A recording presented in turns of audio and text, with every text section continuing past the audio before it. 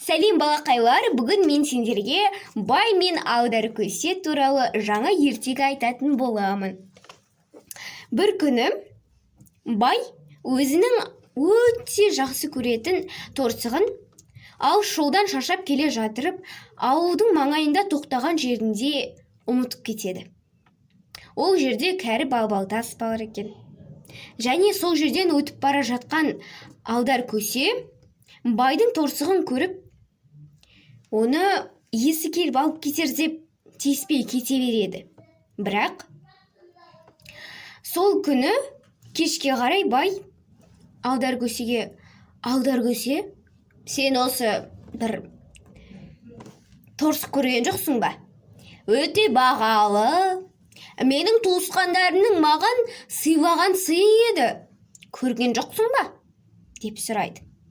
Аудар көсе оған қуанып: "Жоқ, бәйеке, мен ондайды көрген жоқпын. Бірақ менің үйде бір керемет кесем бар. Ол кесеммен шай берсеңіз, мен сіздің торсығыңыздың қайда екенін көрсетіп берем" дейді.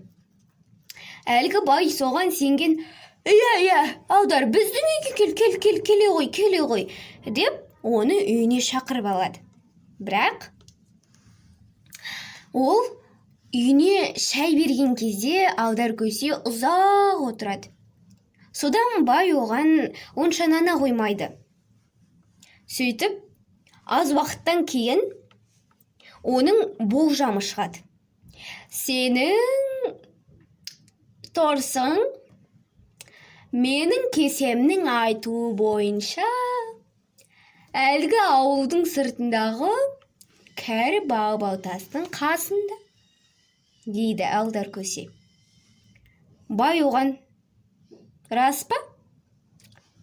Көреміз қазір.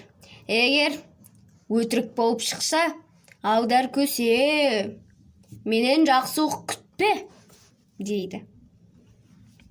Сөйтіп аудар "Жарайды" деп кесесін әрі ішіп отыра береді. Сөйтіп бай аз уақыттан кейін қайта оралады. Аудар, рахмет саған. Маған осы кесеңді сатшы. Менің жоғалған әлі қанша затым бар. Аудар, мен саған бір қап алтын берейін, сатшы" дейді. Аудар оған: "Әрине байеке, сатып ала қойыңыз. Менің жоғалтатын бәрібір затым жоқ" дейді де оған еш сиқыры жоқ кәдімгі кесені қымбат бағаға сатып жібереді.